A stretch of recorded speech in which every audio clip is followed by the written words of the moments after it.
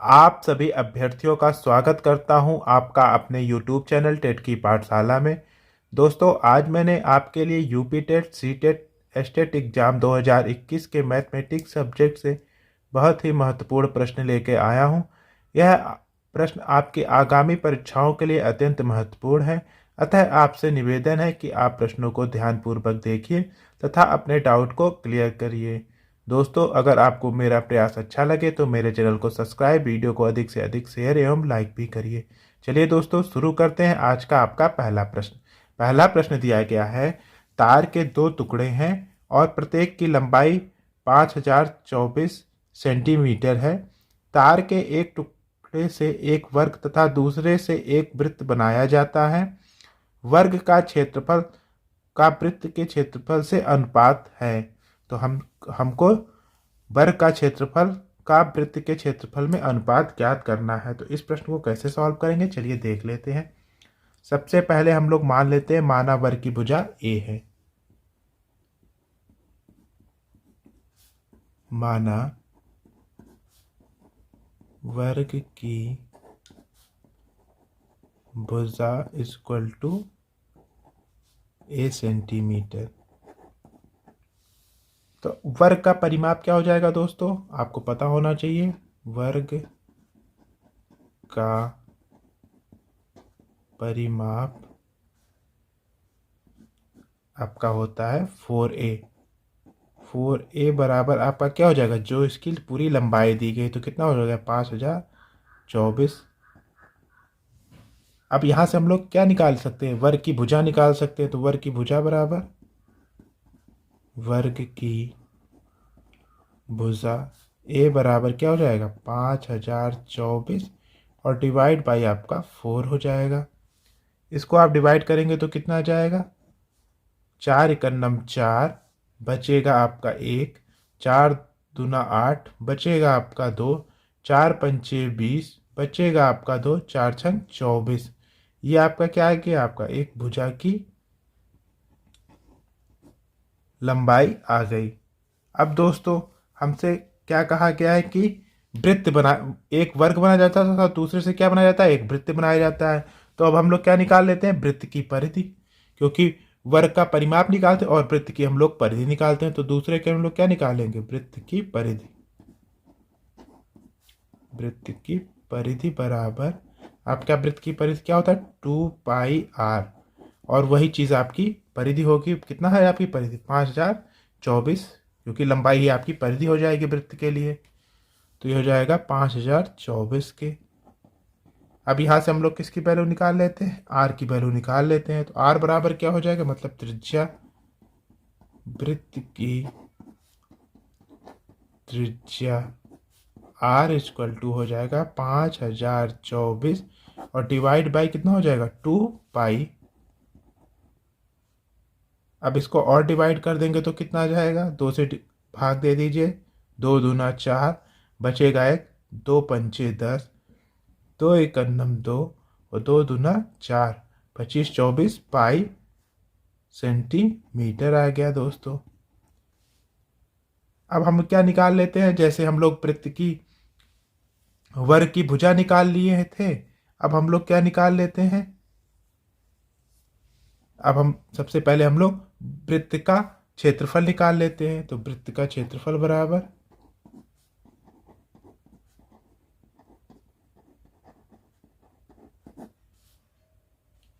आपका होता है पाई आर स्क्वायर। तो पाई की वैल्यू आप ऐसे ही रहने दीजिए, पाई हो गया। आर की वैल्यू क्या हो जाएगी आपकी 25 12 गुणे 25 12 बटा पाई, फिर आर स्क्वायर है तो क्या हो जाएगा 25 12 पाई। ये आपका आ गया दोस्तों सेंटीमीटर का स्क्वायर। ये आपका वृत्त का क्षेत्रफल आ गया। और हम लोग अब क्या निकाल लेते हैं, वर्ग का आपका क्षेत्रफल निकाल लेते हैं। तो वर्ग का क्षेत्रफल क्या हो जाएगा दोस्तों, वर्ग का क्षेत्रफल बराबर आपका हो जाएगा भुजा का स्क्वायर। अब भुजा, वर्ग की भुजा कितनी आई है 1256, तो 1256 का स्क्वायर मतलब 1256 गुणे 1256। अब हमारा क्या पूछा गया था? वर्ग का क्षेत्रफल। यहाँ देखिए, वर्ग के क्षेत्रफल का वृत्त के क्षेत्रफल से अनुपात ज्ञात करना है। तो हम लोग वर्ग के क्षेत्रफल का वृत्त के क्षेत्रफल में अनुपात निकाल लेते हैं। तो यहाँ लिख लीजिए, वर्ग के क्षेत्रफल का वृत्त के क्षेत्रफल से अनुपात, यही निकालना है। तो क्या हो जाएगा आपका? सबसे ऊपर क्या होगा? वृत्त का, अरे आपका वर्ग का क्षेत्रफल हो जाएगा। तो यहाँ पे लिख लीजिए, वर्ग का क्षेत्रफल अनुपात बटा, मतलब अनुपात हो गया वृत्त का क्षेत्रफल। वृत्त का क्षेत्रफल, अब वर्ग का क्षेत्रफल हम लोग निकाले हैं 1256 गुणे 1256 डिवाइड बाई क्या हो जाएगा? वृत्त का क्षेत्रफल क्या है? पाई इंटू 25/12 बटा पाई। और यहाँ पे क्या जाएगा दोस्तों? गुणे 25/12 बटा पाई। अब देखिए, एक पाई से एक पाई कट गया और ये पाई ऊपर चला जाएगा। तो क्या हो जाएगा दोस्तों आपका? नीचे देख लेते हैं। आपका हो जाएगा 1256 गुणे 1256 और एक पाई ऊपर चला जाएगा, पाई हो गया बटा के आपका 25/12 गुणे 25/12। अब ये देखिए, 1256 इकन्नम 1256 और 1256 दूना 25/12।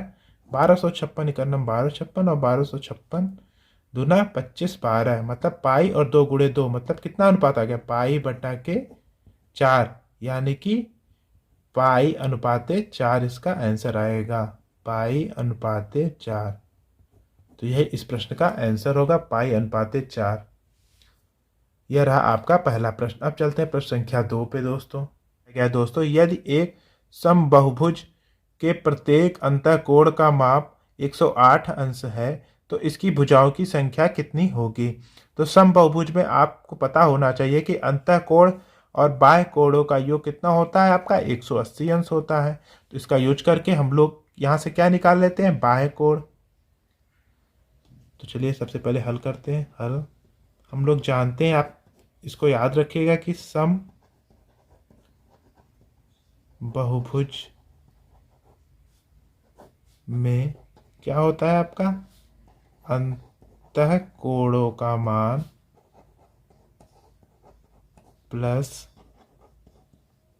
बाह्य कोण आपका होता है 180 अंश की। अब यहाँ पे देखिए, अंतःकोण का मान कितना दे दिया गया आपका? 180 अंश। तो 108 अंश हो गया यहाँ पे, प्लस आपका बाह्य कोण, हम बाह्य कोण ही रहने देते हैं। बाह्य कोण इक्वल टू 180 अंश के। तो यहाँ से बाह्य कोण क्या हो जाएगा दोस्तों? 180 अंश माइनस 108 अंश के। 180 में से 108 गया तो आपका बचेगा 72 अंश। तो हमसे क्या पूछा गया? इसकी भुजाओं की संख्या ज्ञात कीजिए। तो हम लोग संख्या कैसे निकाल सकते हैं? सम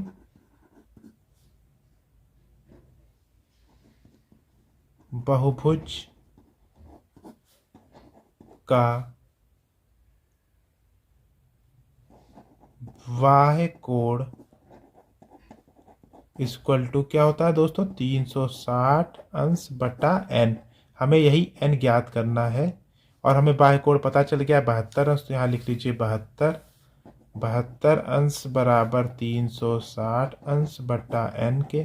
तो n बराबर दोस्तों क्या हो जाएगा? यहाँ से n बराबर 360 अंश बटा 72 अंश। इससे अंश से अंश कट गया। अब ये 72 का पहाड़ा पढ़िए कि 360 कट जाए तो 72 इकन्नम 72 और 72 पंचे 360। तो n बराबर आपकी क्या आ गया दोस्तों? n बराबर आपका 5। तो मतलब इसकी भुजाओं की संख्या क्या है आपकी? 5 है। मतलब पंचबहुभुज है। अब दोस्तों चलते हैं प्रश्न संख्या 3 पे। दोस्तों प्रश्न संख्या 3 दिया गया, रमेश ने 2 वस्तुएं प्रत्येक को रुपए 1500 में खरीदा। उसने एक वस्तु को 6% लाभ पर तथा दूसरी वस्तु को 4% हानि पर बेचा। इस पूरे सौदे में हुआ उसका उसका क्या हुआ, लाभ हुआ या हानि प्रतिशत में ज्ञात करना है। तो चलिए सबसे पहले निकाल लेते हैं हल। प्रथम वस्तु पर लाभ, आपका वैल्यू क्या दिया गया, आपका यहाँ पे देखिए 1500 दिया गया, तो यहाँ 1500, और लाभ कितने परसेंट का हुआ था आपका, 6% का, तो 6/100, 2 जीरो से 2 जीरो कट गया, 15 छक्का 90, मतलब 90 रुपये पहले वाले से लाभ हुआ। अब दूसरी वस्तु पे क्या हुआ था, हमारा हानि हुआ था, तो द्वितीय वस्तु पर हानि आपका क्या था, 1500 रुपये ये था, और 4% की हानि, तो 4/100। अब 2 जीरो से 2 जीरो कट कर दीजिए, 15 चौके 60 रुपये, मतलब उसका लाभ आपका 90 रुपये हुआ था और दूसरी वस्तु से 60 रुपये की हानि हुई थी। तो कुल लाभ बराबर क्या हो जाएगा दोस्तों, कुल लाभ बराबर आपका 90 रुपये पहले से पाया था और दूसरे से 60 रुपये की हानि थी, मतलब घटा देंगे, मतलब उसको 30 रुपये का कुल लाभ हुआ। अब दोनों वस्तुओं का क्रय मूल्य क्या हो जाएगा दोस्तों, दोनों वस्तुओं का क्रय मूल्य आपका पहले का 1500 रुपये था और दूसरे का भी सेम था, मतलब 1500 गुणे 1500, यानी कि 1500 प्लस 1500 आपका 3000 रुपये उसका क्रय मूल्य आ गया। अब हमसे क्या पूछा गया था, लाभ या हानि प्रतिशत पूछा गया था प्रश्न में। इस पूरे सौदे में हुआ उसका लाभ या हानि प्रतिशत में है कितना है, हमें ज्ञात करना है। तो इसमें क्या हो गया दोस्तों, आपको 30 रुपये का लाभ हुआ था, मतलब लाभ हुआ है, तो लाभ प्रतिशत बराबर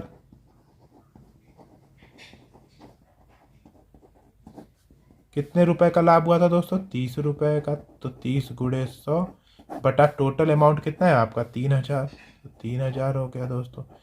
3 जीरो से 3 जीरो कट कर दीजिए, और 3 इकन्नम 3 और 3 इकन्नम 3, मतलब उसको 1% का लाभ हुआ पूरे सौदे में।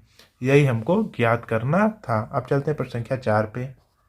दोस्तों प्रश्न दिया गया, यदि 2m माइनस 1/2m बराबर 2 हो, जहाँ m नॉट इक्वल टू 0, तब m स्क्वायर प्लस 1/16m² की मान ज्ञात कीजिए। तो इस प्रश्न को कैसे सॉल्व करेंगे, चलिए हल कर लेते हैं।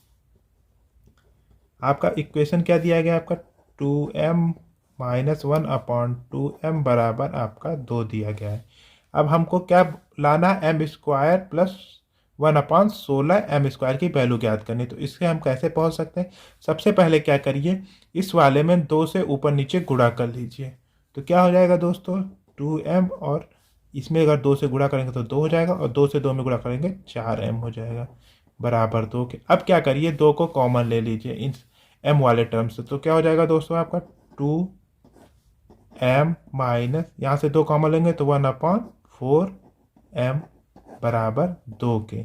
अब देखिए 2 से 2 कट कर लीजिए, तो अब क्या आ जाएगा दोस्तों, यहाँ इसकी value m minus 1/4m equal to आपका 1 हो गया। अब क्या करिए, इस इक्वेशन को, इसको मान लीजिए समीकरण नंबर 1 है। अब समीकरण नंबर 1 का वर्ग करने पर, तो समीकरण 1 का वर्ग करने पर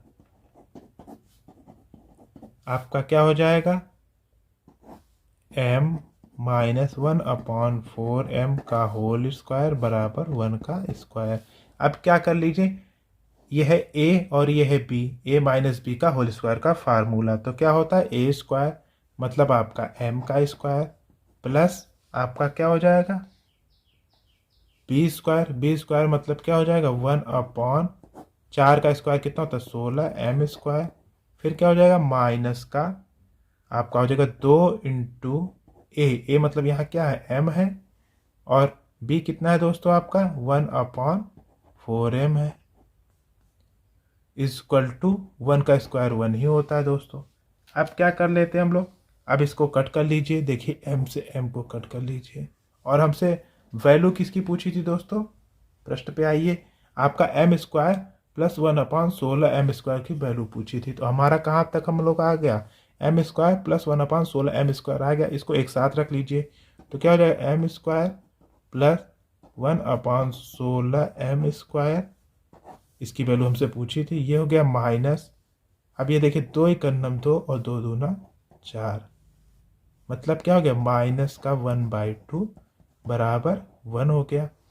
अब क्या हो जाएगा दोस्तों, यहाँ से यहाँ हो गया m स्क्वायर प्लस 1/16m² बराबर 1/2 उधर जाएगा तो प्लस में हो जाएगा, तो प्लस 1 प्लस 1/2। अब इसको और सॉल्व करेंगे तो क्या जाएगा, 2 1 2 और एक आपका हो गया 3/2, यानी कि इसको हम लोग लिख सकते हैं 1 सही 1/2 इसका आंसर आएगा।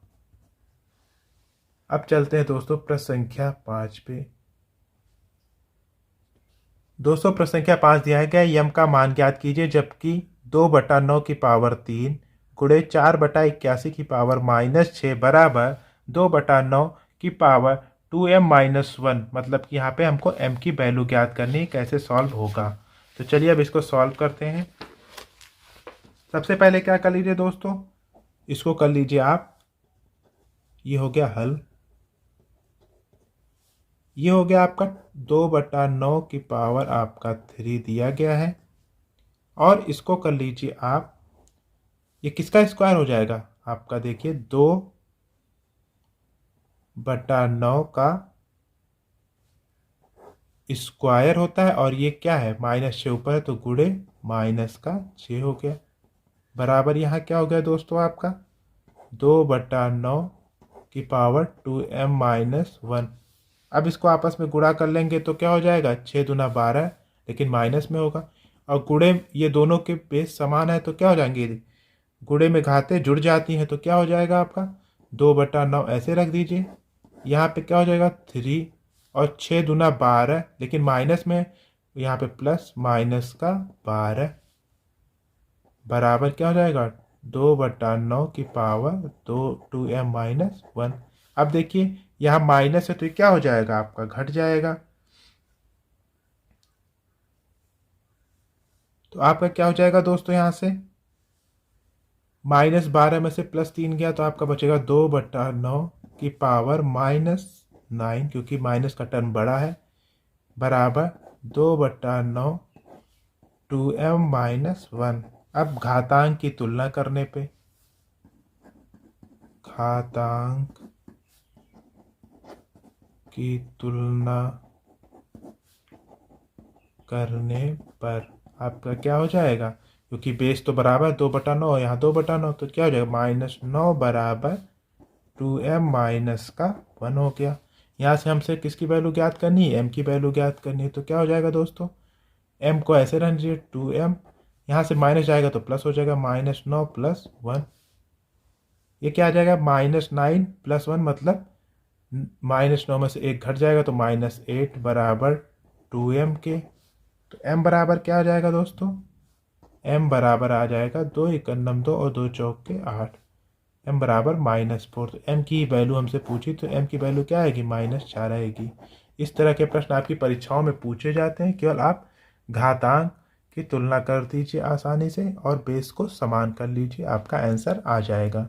अब चलिए दोस्तों चलते हैं प्रश्न संख्या 6 पे। दोस्तों प्रश्न दिया गया, मान लीजिए कि x एक ऐसा कोण है जो अपने पूरक के समान है और y एक ऐसा कोण है जो अपने संपूरक के समान है, तब 2x + 3y की वैल्यू ज्ञात कीजिए। तो इसके लिए आपको पूरक कोण का कॉन्सेप्ट और संपूरक कोण का कॉन्सेप्ट पता होना चाहिए। तो पूरक कोण क्या होते हैं, ऐसे दो कोणों का योग जिनका योग आपका 90 अंश होता है वह पूरक कोण कहलाते हैं, और ऐसे दो कोणों का योग जिनका योग आपका 180 अंश होता है वह संपूरक कोण कहलाते हैं। बस उसी कॉन्सेप्ट का यूज करके इस प्रश्न को हम लोग सॉल्व करते हैं। तो हल, प्रश्नानुसार आपका x क्या हो जाएगा दोस्तों? ऐसा कोण जो अपने पूरक कोण के समान है। पूरक कोणों का योग मैंने बताया है कि आपका 90 अंश होता है। तो आप ऐसे दो कोण क्या ले सकते हैं? आप 45 और 45 ले सकते हैं, क्योंकि इन दोनों कोणों का योग आपका कितना होता है? 90 अंश होता है। तो इसका वैल्यू क्या हो गया आपका? 45 अंश हो गया। यहाँ लिख लीजिए, क्योंकि यह पूरक कोण के बराबर है।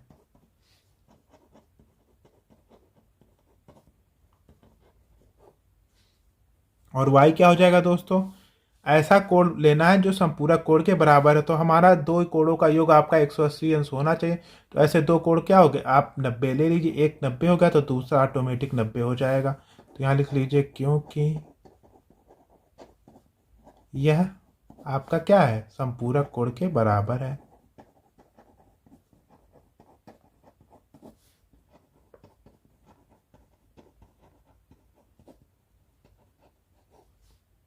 अब हमसे वैल्यू दिया गया, x की वैल्यू हमारी 45 अंश है और y की वैल्यू हमें 90 अंश दिया गया।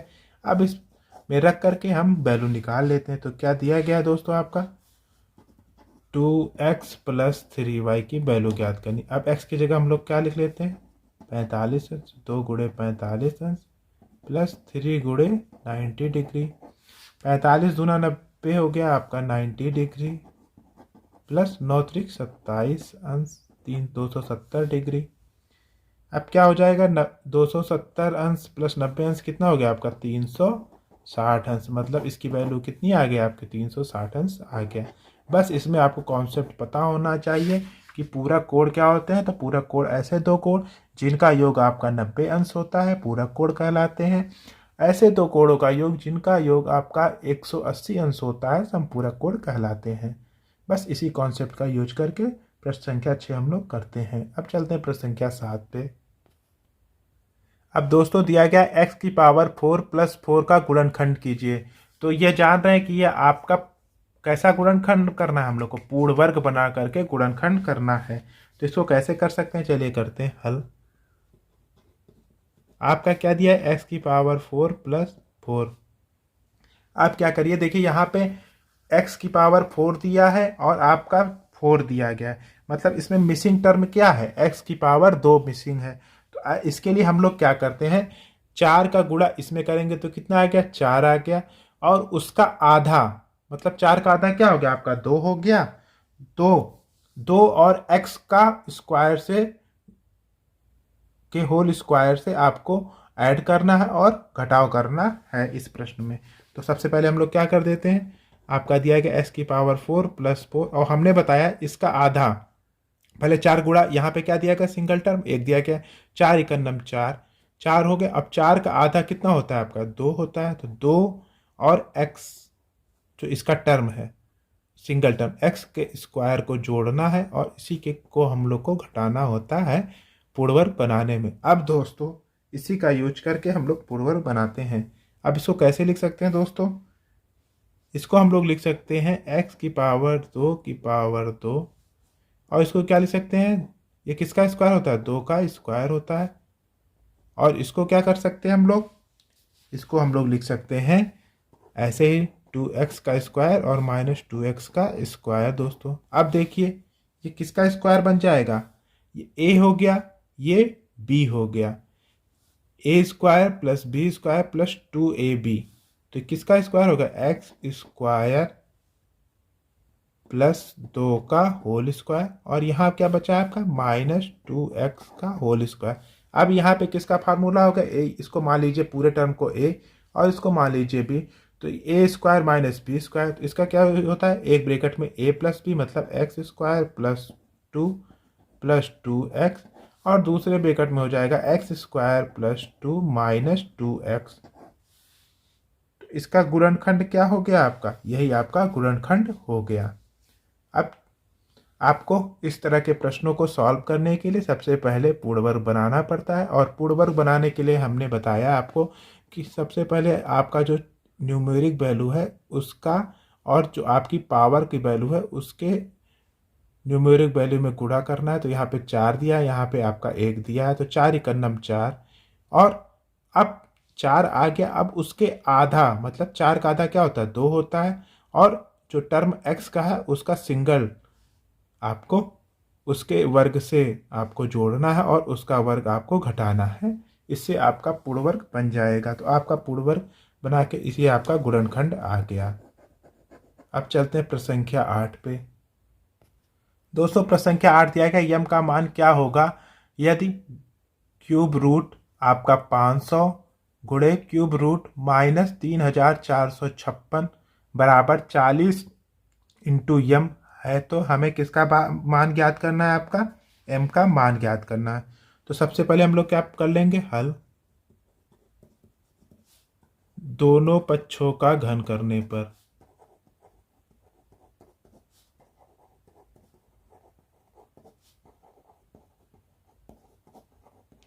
आपका क्या हो जाएगा, घन करेंगे तो क्यूब से क्यूब कट जाएगा, तो ये हो जाएगा आपका 500। ये आपका हो गया -3456। और इसका घन करेंगे तो क्या आएगा, 40 गुणे 40 गुणे 40। और यहाँ पे आ गया इंटू एम क्यूब। यहाँ तक आपको समझ में आ गया होगा। अब एम क्यूब बराबर क्या हो जाएगा दोस्तों, यहाँ से आपका हो जाएगा 500 गुणे -3456 बटा आपका हो गया 40 गुणे 40 गुणे 40 के। अब इसको और कट कर लीजिए। इसको कट करने पे क्या आएगा आपका दोस्तों, 2 जीरो से 2 जीरो कट कर लीजिए। अब इसको किससे कट कर लीजिए आप, सबसे पहले इसको 4 से कट कर लीजिए। 4 से कट करेंगे तो कितना आ जाएगा, 4 4 8 32 बचेगा 2, 4 छंग 24 और 4 चौक के 16। फिर 4 से कट कर लीजिए। 4 से कट करेंगे तो कितना आ जाएगा दोस्तों आपका,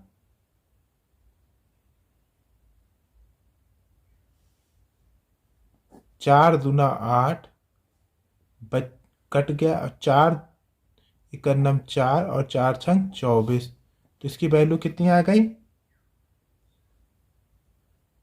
5 गुणे -216 और बटा के 40। अब इसको और कट कर लीजिए। और कट करने पे क्या आ जाएगा दोस्तों, इसको 5 से कट कर, 5 करना 5 5 8 40। अब क्या ये 8 से कट जाएगा, अगर कट जाता है तो कट कर लीजिए।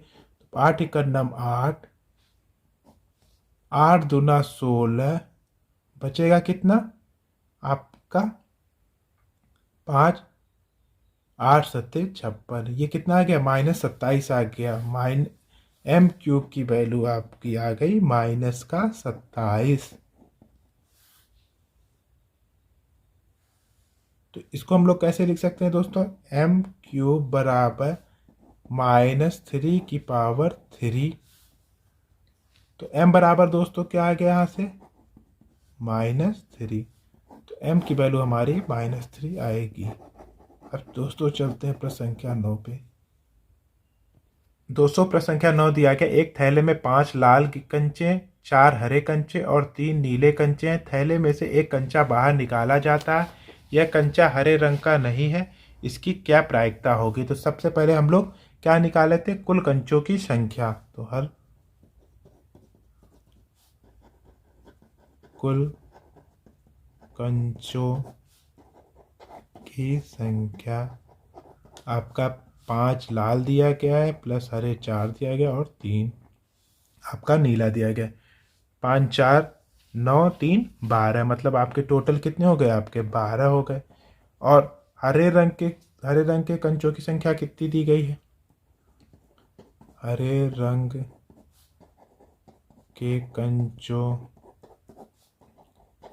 की संख्या बराबर आपका 4 दिया गया है। तो हमसे गया कि यह कंचा हरे रंग का नहीं है, इसकी प्रायिकता ज्ञात कर लेते हैं, करना है। तो सबसे पहले हम लोग निकाल लेते हैं हरे रंग की प्रायिकता क्या होगी। तो हरे रंग के कंचों की प्रायिकता आपका हरे रंग कितना है आपका 4 है और टोटल कितना है आपका 12।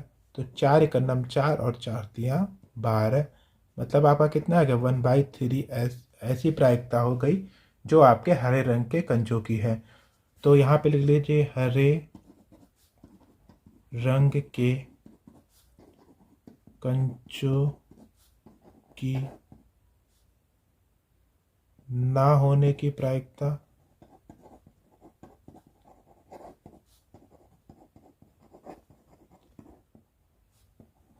हरे रंग के कंचों की प्रायिकता,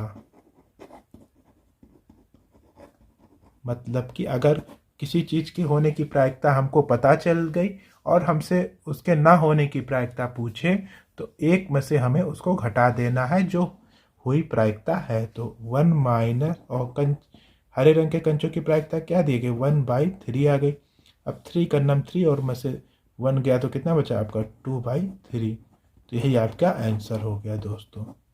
अब चलते हैं प्रश्न संख्या 10 पे। दोस्तों दिया गया x, y तथा z क्रमशः किसी बहुफलक के फलकों के शीर्षों और किनारों की संख्या को प्रदर्शित करते हैं, तो निम्न में से कौन सा सत्य हो। किसी बहुफलक के फलक, किनारों तथा शीर्षों में क्या संबंध होता है। तो हल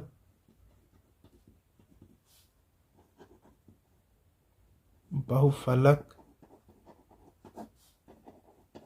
के फलकों, शीर्षों तथा किनारों में संबंध, इसको आप याद कर लीजिए। क्या होता है दोस्तों, फलकों, जो फलक दिया गया फलकों प्लस शीर्षों माइनस किनारों की संख्या इक्वल टू 2। इसको आप याद कर लीजिए, मोस्ट इम्पॉर्टेंट। अब इसी का यूज हम लोग कर लेते हैं। तो यहाँ पे फलक क्या दे दिया है कि दोस्तों, फलक बराबर आपका x दिया गया है, शीर्ष आपका y दिया गया है और किनारा क्या दिया गया है आपका z दिया गया है। अब सेम इसी इक्वेशन में हम लोग रख लेते हैं। तो फलक आपका x है प्लस शीर्ष आपका क्या दिया गया y minus z equal to 2। अब हमको जो इक्वेशन ऊपर दी गई है उसी तरह हमको अरेंज करना है।